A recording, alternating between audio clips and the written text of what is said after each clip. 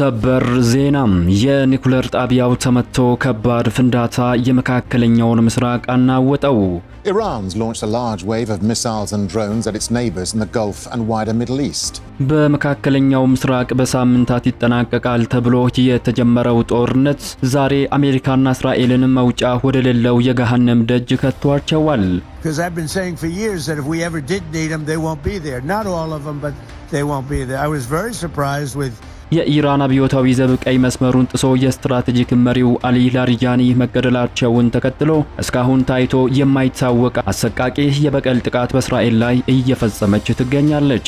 የእስራኤል ስትራቴጂካዊ ቦታዎች በሚሳኤል እየነደዱ ይገኛል። የቴል አቪቭ ሰማይ በጅምላ ጨራሽ ክላስተር ቦምቦች እየተቃጠለም ይገኛል። የአሜሪካና የእስራኤል ጦር በበኩላቸው የኢራንን የኒኩሌር ጣቢያ መደብደባቸው ተሰምቷል። በዚህም ቀጠናውን ያተራመሰ ከባድ ፍንዳታ መከሰቱ ተገልጿል። በሌላ በኩል ማንም ያልጠበቀው የዓለምን የኃይል ሚዛን ባንዴ የቀየረ አስፈሪ ክስተትም ተፈጥሯል። ሩሲያ በይፋ ጦርነቱን ተቀላቅላለች። የቭላዲሚር ፑቲን ጦር ከኢራን ጎን ተሰልፎ በእስራኤል ከተሞች ላይ የሚሳኤል ዝናብን አዝንበዋል። የሩሲያ የረጅም ርቀት ሚሳኤሎችና የላቁ ካማኬዝ ድሮኖች የቴል አቪቭና የሃይፋን የደህንነት ተቋማትን አመድ አድርጓቸዋል። ከጀርባ ሆና ኢራንን ስትደግፍ የቆየችው ሩሲያ በቀጥታ ወደ ፍጥጫው መግባቷ አሜሪካና እስራኤልን ክፉኛ አስደንግጧል። በእስራኤል ምድር ከማክሰኞ ምሽት ጀምሮ እጅግ ፈታኝና በድንጋጤ የተሞላ ነበር ተብሏል። ከኢራንና ሩሲያ የተተኮሱ ተከታታይ ሚሳኤሎች በእስራኤል ከተሞች ላይ ከፍተኛ ፍንዳታዎችን ፈጥሯል። በቴል አቪቭ አቅራቢያ በደረሰው ቀጥተኛ ጥቃት የእስራኤላውያን ሕይወት ሲያልፍ የመኖሪያ አፓርታማዎችም ወድመዋል። የእስራኤልን የመከላከያ ብቃት ጥያቄ ውስጥ የጣለው ይህ ክስተት ሕዝቡ ሳይረን ለምን አስቀድሞ አይሰማም በማለት እያማረረ ይገኛል። የባቡር ትራንስፖርት በመላው እስራኤል ተቋርጧል። በሌላ የጦር ግንባር ደግሞ ከሊባኖስ በኩል ሂዝቦላ በቀን 100 ያህል ሮኬቶችን እየተኮሰ ይገኛል። በሌላ በኩል የተባበሩት አረብ ኤምሬትስ በኢራን ሚሳኤልና ድሮን ጥቃት ስትደበደብ ውላለች። የአየር መከላከያዋም ክፉኛ ተጎድቷል ተብሏል። በኢራቅ ዋና ከተማ ባግዳድ የሚገኘው የአሜሪካ ኤምባሲ ቅጥር ግብም በአዲስ ፍንዳታ ተናውጧል። የኢራን የጥቃት ስልት ከዚህ ቀደም ከነበረው ጥንቃቄ ወጥቶ ዓለም አቀፉ ማህበረሰብን ያስደነገጠ የክላስተር ቦምብ እስከ መጠቀም ደርሷል። በዚህ ሁሉ መሃል ደግሞ የምዕራባውያን ሀገሮች ማንም ባልጠበቀው ሰዓት ለሁለት ተከፍለው መባላት ጀምረዋል። ፕሬዝዳንት ዶናልድ ትራምፕ ለአጋሮቻቸው የጠየቁት የጦርነት እርዳታ ምላሽ በማጣቱ በቁጣ እየነደዱ ይገኛሉ። በተለይም የዓለም የነዳጅ መስመር ዝውውር ወሳኝ የሆነው የሆርሙዝ የባህር ሰርጥ ክፍት ለማድረግ የቀረበው ጥሪ በአውሮፓውያን ዘንድ ተቀባይነትን አጥቷል። አሜሪካ በበኩሏ በሆርሙዝ የባህር ወሽመጥ አቅራቢያ የሚገኙ የኢራን የሚሳኤል ጣቢያዎችን 500 ፓውንድ በሚመዝኑ ምድርን ሰርስረው በሚገቡ ቦምቦች ከባድ የአየር ድብደባን ፈጽማለች። እስራኤልም በቤይሩት ላይ በፈጸመችው ጥቃት በርካታ ሰዎች ተገድለዋል። ጦርነቱ ወደማይቀለበስ የዓለም አቀፍ የሀያላን ፍጥጫም ተቀይሯል። ዓለም ወዴት እያመራች ነው የሚለውንና ዛሬ በመካከለኛው ምስራቅ የታየውን አስፈሪ ትዕይንት ከአዳዲስ ሰበር መረጃዎች ጋር በዝርዝር እናስደምጣችኋለን። እስከ መጨረሻው አብራችሁን ተቆዩ ዘንድ እየጋበዝን ቪዲዮ ላይክ፣ ሐሳባችሁን ደግሞ በኮሜንት መስጫ ላይ በመጻፍ አብሮነታችሁን ገለጹልን።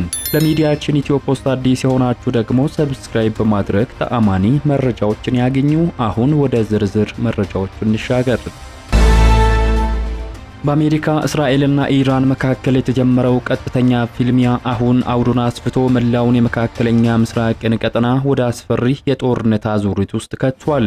አሜሪካና እስራኤል ጦርነቱን በአጭር ጊዜ ውስጥ በድል አድራጊነት እንቋጫለን የሚል ግብ ይዘው ወደ ጦር ሜዳ ቢገቡም መውጫ ቀዳዳ ያሳጣ እልቅት ወደ ሶስተኛ ሳምንቱ ተቃርቧል።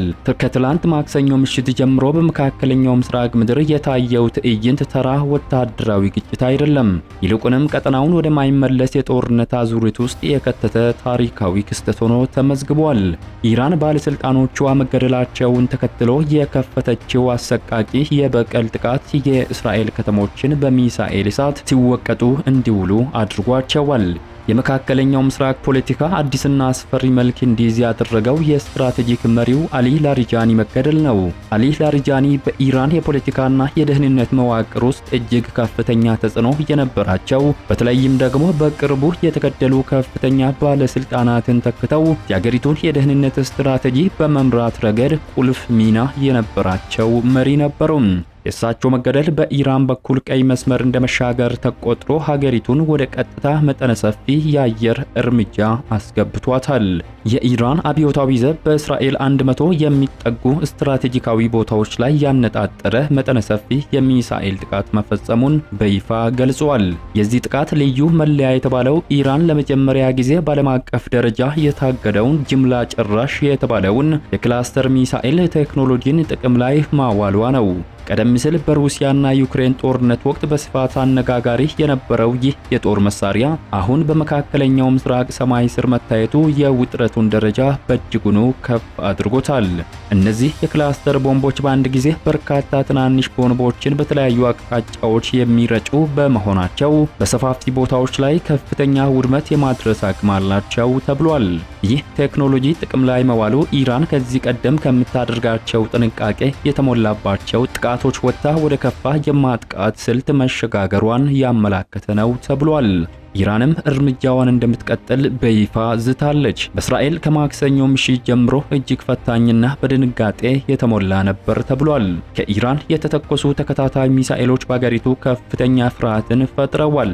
የአልጀዚራ ዜና ዘጋቢ ናዳ ኢብራሂም ከዌስት ባንክ ራማላ ሆና እንደዘገበችው ለቴል አቪቭ ቅርብ በሆኑ አካባቢዎች በደረሰው ቀጥተኛ ጥቃት በርካታ እስራኤላውያን ሕይወታቸው አልፏል። ጥቃቱ ኃይለኛ በመሆኑ በመኖሪያ አፓርትመንቶች አካባቢ ላይ ከፍተኛ ጉድጓድን የፈጠረ ጥቃት ተፈጽሟል ተብሏል። ሟቾቹ በቤታቸው ውስጥ የደህንነት መጠለያ ክፍል ቢኖርም አደጋው ከመድረሱ በፊት ወደዚያ ለመሸሸግ የሚያስችል በቂ ጊዜ አለማግኘታቸው ተረጋግጧል። ይህ ክስተት በእስራኤላውያን ዘንድ የመከላከያ ብቃትን በተመለከተ ትልቅ ጥያቄን አንስቷል። ሕዝቡ የሳይረን ድምፅ ለምን በቂ ጊዜ ሰጥቶ አያስጠነቅቅም በማለት እያማረረ ይገኛል ተብሏል። ባለሙያዎች እንደሚገምቱት ከሆነ ያልተቋረጡት የኢራንና የሂዝቦላ ተከታታይ ጥቃቶች በቀን ከ100 ጊዜ በላይ ሮኬቶች የእስራኤልን የራዳር ስርዓት አቅምን ክፉኛ አዳክሞት ሊሆን ይችላል ተብሏል። በተጨማሪም በሻሮንና በበይነን ብራኪስ ሰዎች የቆሰሉ ሲሆን በቴል አቪቭ የሚገኙ ማዕከላዊ የባቡር ጣቢያም ከፍተኛ ጉዳት ደርሶበታል ተብሏል። በዚህ ምክንያት የባቡር ትራንስፖርት በመላው እስራኤል እንዲቋረጥ ተደርጓልም ተብሏል። ሌላው አሳሳቢው ነገር በአንዳንድ አጋጣሚዎች ጉዳት እያደረሱ ያሉት አጥቂዎች ሮኬቶችን ለማክሸፍ የሚተኩሱት የእስራኤል የራሷ መከላከያ ሚሳኤሎች መሆናቸው ተነግሯል። የኢራን ያጸፋ ጥቃት ወደ ጎረቤት ሀገራትም ተሻግሯል። የተባበሩት አረብ ኤምሬት በኢራን ጥቃት ስትደበደብ ውላለች። የሀገሪቱ የመከላከያ ሚኒስቴር የአየር መከላከያ ስርዓቱ ከኢራን የሚሰነዘሩ የሚሳኤልና የድሮን ጥቃቶችን በመመከት ላይ መሆናቸውን ገልጿል። ይህ የመከላከያ ሚኒስቴሩ አስቸኳይ መግለጫ ባለፉት ጥቂት ሰዓታት ውስጥ ብቻ ወደ ሀገሪቱ ጥቃት መቃጣቱን ሲያሳውቅ ለአራተኛ ጊዜ ነው። ይህ ተደጋጋሚ ጥቃትና የአየር ላይ መከላከያ ምላሽ በቀጠናው ያለውን የጦርነት ስጋት ወደ ከፍተኛ ውጥረት ውስጥ አስገብቶታል። በሌላ በኩል በኢራቅ ባግዳድ በሚገኘው የአሜሪካ ኤምባሲ ቅጥር ግቢ ውስጥ አዲስ ድብደባ ተፈጽሞ ከፍተኛ ፍንዳታ ተከስቷልም ተብሏል። የአጃንስ ፍራንስ ፕሬስ እና የሮይተርስ ዘገባዎች እንደሚያመላክቱት ከሆነ ጦርነቱ ከተጀመረ ጊዜ አንስቶ ኤምባሲው በተደጋጋሚ ጊዜ ለጥቃት እየተጋለጠ ይገኛል። የዜና ኤጀንሲዎቹ የጸጥታ ምንጮችና በከተማው የሚገኙ የአጃንስ ፍራንስ ፕሬስ ጋዜጠኞችን ጠቅሰው የዲፕሎማቲክ ማህበረሰብ መገናኛ በሆነው አካባቢ በሚገኘው የአሜሪካ ኤምባሲ አቅራቢያም ተደጋጋሚ ፍንዳታዎች መከሰታቸው ተረጋግጧል። ይህ በእንዲህ እንዳለ ጦርነቱን ይበልጥ ዓለም አቀፋዊ ያደረገው የሩሲያ ጦር በቀጥታ መግባቱ ነው ተብሏል። የክሬምሊኑ መሪ ቭላዲሚር ፑቲን በይፋ ከኢራን ጎን ተሰልፈው ወደ ጦርነቱ መግባታቸው የተረጋገጠ ሲሆን ሩሲያና ኢራን በአሜሪካና እስራኤል ላይ የሚሳኤል ዝናብን አዝንበዋል ተብሏል። በመካከለኛው ምስራቅ እየተፋፋመ በሚገኘው ውጊያ የሩሲያ ጦር በቀጥታ መግባቱ ተረጋግጧል። የሩሲያ ሚሳኤሎች የእስራኤልን ከተሞች መደብደባቸው ከፍተኛ ድንጋጤን አጭሯል። ባለፉት ጥቂት ሰዓታት በመካከለኛው ምስራቅ የተከሰተው ድንገተኛ ወታደራዊ ለውጥ መላውን ዓለም በከፍተኛ ድንጋጤና መረበሽ ውስጥ ከቷል። የሩሲያ ኃይሎች ከኢራን ጋር በመተባበር በአሜሪካ ስትራቴጂካዊ ይዞታዎችና እስራኤል ከተሞች ላይ ጥቃት መክፈታቸው ተነግሯል። ይህ እርምጃ ቀጠናዊውን ግጭት ወደ ዓለም አቀፋዊ የኃያላን ጦርነት የቀየረ መሆኑን የፖለቲካ ተንታኞች እየገለጹ ይገኛሉ። እንደ ዓለም አቀፍ የዜና ምንጮች ዘገባ ከሆነ እስካሁን ከታዩት ጥቃቶች ለየት የሚያደርገው የሩሲያ ጦር በኦፕሬሽኑ ላይ በቀጥታ መሳተፉ ነው።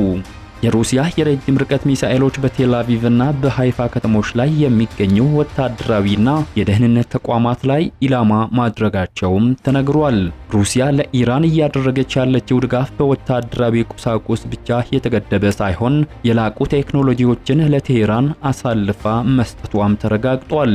ሩሲያ የእስራኤልንና የአሜሪካን ወታደራዊ እንቅስቃሴዎችን በደቂቃ ልዩነት የሚያሳዩ የቀጥታ የሳተላይት መረጃዎችን መስጠቷ የተነገረ ሲሆን የአየር መከላከያ ስርዓቶችን ሰብረው ማለፍ የሚችሉ የላቁ ሚሳኤሎችንም ለኢራን ማስረከቧ ተዘግቧል። ሌላው ሩሲያ በዩክሬን ጦርነት ላይ ውጤታማነታቸው የተረጋገጡ ካማኬዝ ድሮኖች በስፋት ለኢራን አሳልፋ መስጠቷን ኢራን ከሩሲያ ባገኘቻቸው አዳዲስ ሚሳኤሎችና ድሮኖች አሜሪካና እስራኤል ላይ የጥቃት ማዕበል ከፍታለች ነው የተባለው። የእስራኤሉ ጠቅላይ ሚኒስትር ቤንጃሚን ኔታንያሁ በበኩላቸው ይህ በታሪካችን አይተነው የማናውቀው የክላስተር ቦምብ ጥቃት ነው፣ ምላሹም እጅግ የበረታ ይሆናል ብለዋል። የአሜሪካና የእስራኤል ጦር በበኩላቸው የኢራንን የኒኩሌር ጣቢያ መደብደባቸው ተሰምቷል። በዚህም ከባድ ፍንዳታ መካከለኛው ምስራቅን አናውጦታል ነው የተባለው። ኢራን በይፋ ባወጣቸው መግለጫ በደቡባዊ የአገሪቱ ክፍል የሚገኘውና ስትራቴጂካዊው የቡሼር የኒኩሌር ኃይል ማመንጫ ጣቢያ በአሜሪካና በእስራኤል የተቀናጀ የሚሳኤል ጥቃት መመታቱን አስታውቃለች። ይህ እርምጃ ቀጠናውን ብቻ ሳይሆን መላውን ዓለም ወደማይቀለበስ የኒኩሌር ጦርነት አፋፍ ላይ አቁሞታል። እንደ ኢራን ባለስልጣናት ገለጻ ጥቃቱ የተፈጸመው እጅግ ዘመናዊና ሰርስረው መግባት በሚችሉ የረጅም ርቀት ሚሳኤሎች ነው ተብሏል። የቡሸር የኒኩሌር ጣቢያ የአገሪቱ የኤሌክትሪክ ኃይል ምንጭ ከመሆን ባሻገር በዓለም አቀፍ ደረጃ በከፍተኛ ጥበቃ ስር የሚገኝ ተቋም ነበር። በሚሳኤል ድብደባው ምክንያት በጣቢያው አካባቢ ከፍተኛ ፍንዳታ የተሰማ ሲሆን በህንፃው ላይ ከፍተኛ ውድመትን አስከትሏል። ኢራን ይህንን ጥቃት የሽብር ተግባር ብላ የጠራች ሲሆን የአየር መከላከያ ስርዓቶቿ ጥቃቶችን፣ ሚሳኤሎችን ቢያከሽፍም ስትራቴጂካዊውን የኒኩሌር ጣቢያ ግን ኢላማ ውስጥ ከመግባት አላመለጡም ስትል በቁጭትም ገልጻለች። የቡሸር የኒኩሌር ጣቢያ መመታቱን ተከትሎ በአካባቢው የሚገኙ ነዋሪዎች ከፍተኛ ድንጋጤ ውስጥ ወድቀዋል። ዓለም አቀፉ የአቶሚክ ኃይል ኤጀንሲ ሁኔታውን በቅርበት እየተከታተለ መሆኑን የገለጸ ሲሆን የኒኩሌር ጨረር የመፍሰስ አደጋ ሊኖር ይችላል የሚለው ስጋት በቀጠናው ሀገራት ላይ ከፍተኛ ውጥረትን ፈጥሯል። በተለይም ለቡሸር የኒኩሌር ጣቢያ ቅርብ የሆኑት የፋርስ ባህረ ሰላጤው ሀገራት የአየርና የውሃ ብክለት በመፍራት ከፍተኛ ጥንቃቄን እያደረጉ ይገኛሉ። ዋሽንግተንና ቴል አቪቭ ከዚህ ቀደም ኢራን የኒኩሌር ባለቤት እንድትሆን አንፈቅድም የሚል ጽኑ አቋም የነበራቸው ሲሆን ይህ ጥቃት የኢራንን የኒኩሌር አቅም ሙሉ በሙሉ ለማሽመድመድ የታለመ መሆኑ ተንታኞች ይናገራሉ። አሜሪካ በቅርቡ በሆርሙዝ የባህር ወሽመጥ ላይ የጀመረችውን ወታደራዊ እርምጃ አሁን ወደ ኒኩሌር ተቋማት ማሳደጓ ጦርነቱ ወደ ከፋ ደረጃ ላይ መሸጋገሩን ያረጋገጠ ሆኗል። የኢራን አብዮታዊ ዘብ IRGC ለዚህ ጥቃት ታሪካዊና እጅግ አሰቃቂ ምላሽ እንደሚሰጥም ዝቷል። ቀደም ሲል ከኢራን ጎን መቆሟን ያረጋገጠችው ሩሲያ ይህ የኒኩሌር ጣቢያ ላይ የተፈጸመው ጥቃት ዓለም አቀፍ ሕግን የጣሰና መላውን የሰው ልጅ አደጋ ላይ የሚጥል ነው በማለትም ኮንናለች።